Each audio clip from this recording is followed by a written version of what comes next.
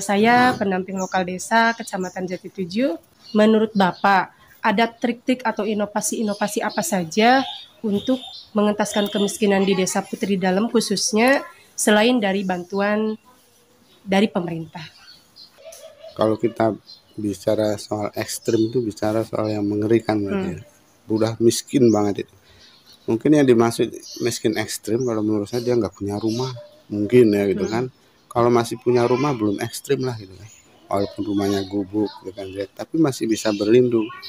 Mungkin yang disebut miskin ekstrim itu mungkin gelandangan yang nggak punya rumah. Yang ngontrak nggak miskin juga. Kadang-kadang dia punya uang lebih belum mau beli rumah, tapi dia lebih senang ngontrak. Kadang-kadang seperti itu. Nah, kalau menurut saya kemiskinan itu sudah menurun kan. Menurun dari kakeknya ke bapaknya, dari bapaknya ke anaknya. Itu kemiskinan sudah menurun. Turunan miskin itu. Warisan. Nah, yang paling penting itu khususnya di Desa Putri Dalem itu adalah masalah etos kerja. Jadi kebanyakan masyarakat sini sudah merasa hidup di zona nyaman, sudah punya kerjaan jadi pegawai negeri ya cukup seperti itu. Atau yang masih miskin, dia punya ternak cuma kambing 2 mungkin ya, nggak ada kerjaan lain, dia cuma tidak mau berpikir lebih apa ya, mau inovatif atau gimana, cukup segitu aja lah gitu kan, nerimo gitu kan. Nah, etos kerja seperti itu harus dirubah dulu itu. Kenapa di Jepang itu kemiskinan sangat hampir nggak ada orang miskin di Jepang? Karena etos kerjanya yang kuat. Dari bangun pagi mereka sudah bekerja. Nah, dari sikap, dari attitude, orang Jepang itu kalau jalan cepat, nggak ada orang jalan pelan-pelan, gandengan, apa nggak ada. Orang Jepang nggak suka naik mobil pribadi, motor pribadi, lebih suka naik kereta itu kan. Mereka terbiasa hidup keras. Itu kalau kita mau mencontoh negara lain. Demikian juga di Putri Dalem, khususnya di Putri Dalem, ada BLT-DD, pasti kurang lah. Tidak mungkin BLT-DD itu bisa mengentaskan kemiskinan, karena hanya cukup untuk memenuhi isi perut saja itu kan. Nggak cukup untuk modal kerja atau untuk apa itu kan. Nah, salah satu caranya itu membangkitkan gairah kerja itu kan, gairah kerja, etos kerja diperbaiki itu kan. Nah, jadi merasa hidup di zona nyaman itu dikurangi, bahwa hidup kita itu fleksibel, naik turun itu kan. Nggak mesti orang yang punya rumah berpendidikan tinggi belum tentu menurut saya dia hidup bisa disebut orang kaya. Suatu ketika dia juga tidak aman kalau dia merasa hidupnya sudah nyaman seperti itu. Suatu ketika juga kalau etos kerjanya nggak baik, dia bisa jatuh juga. Sementara orang miskin atau miskin ekstrim itu bisa berubah total menjadi lebih aman itu kan di kedepannya. Kalau mau merubah etos kerja itu menurut saya rubah dulu mindsetnya, manpowernya, kebiasaan-kebiasaan bangun siang misalnya kan, itu yang harus dirubah dulu saja. BLTDD nggak bisa mengentaskan kemiskinan, sama sekali tidak bisa, karena setahun cuma dapat berapa sih kan? Itu. Apakah ada misalkan motivasi-motivasi yang bisa masyarakat kerjakan untuk mengentaskan kemiskinan itu, misalkan kelompok apa gitu kan? Ya, ada, kita punya trik-trik, punya cara-cara tersendiri ya. Saya kasih contoh misalnya, ada satu dusun di Bojongroreng yang bertahun-tahun, berpuluh-puluh tahun mereka hidup dari pohon mangga. Mereka ambil mangganya, panen, dia jual.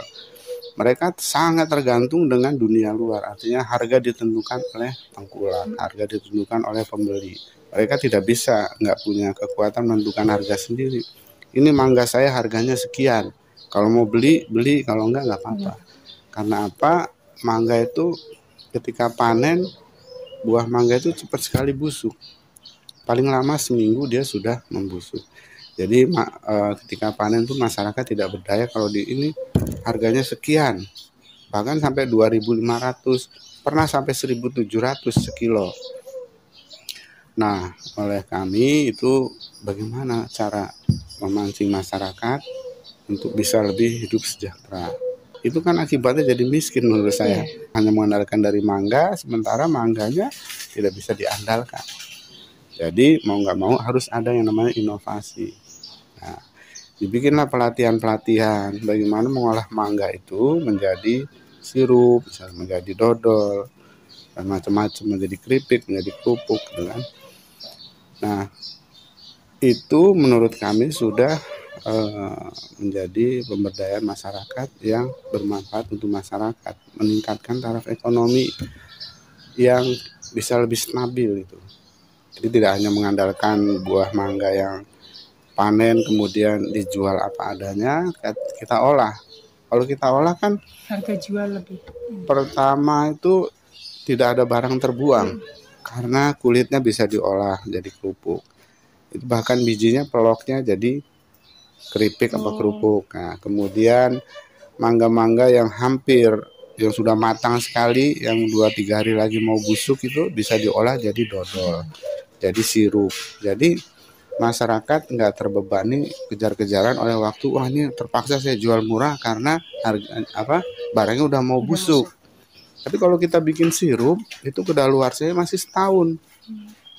Kita bikin dodol juga cukup lama kedaluarsanya, nggak tergantung dengan kondisi mangga saat itu, gitu kan. Nah, itu salah satu cara atau inovasi mengentaskan kemiskinan. Suatu ketika kalau sirupnya laku keras, itu kita bikin pabrik sirup di sana, sehingga masyarakat banyak yang bekerja, yang punya mangga tinggal store ke pabrik itu, nggak perlu jual jauh-jauh kan. Harganya juga lebih jauh gitu kan. Sekarang kalau mangga sekilo 2.000 lah, misalnya 2.500. Kalau di petani itu segitu harganya. Kalau sirup sebotol kan 15.000. Nah, itu hanya membutuhkan paling dua buah mangga itu kan. Udah jauh sekali harganya dan sudah mulai kelihatan hasilnya. Produksi olahan mangga dari Bojong Roreng itu sudah mulai dikenal. Nah, demikian juga dengan dusun-dusun yang lain. Misalnya Dusun Kaputren dikenal sebagai kampung bambu. Bagaimana nanti kita mengadakan pelatihan-pelatihan agar produksi olahan bambu itu lebih maksimal di sana, yang punya nilai jual. Nah, jadi masyarakat diberdayakan. Nah, kira-kira seperti itu. Kita hanya mampu membuat pancingan inovasi seperti itu. Selebihnya kembali kepada masyarakat. Mau atau tidak lebih maju dengan bekerja lebih keras. Jadi saran saya atau apa yang sudah kita kerjakan kira-kira seperti itu. Gitu. Pokoknya mah siapa yang mau di zona aman atau di zona nyaman gitu. Terima kasih Pak. Ya, sama-sama. Ya, terima kasih.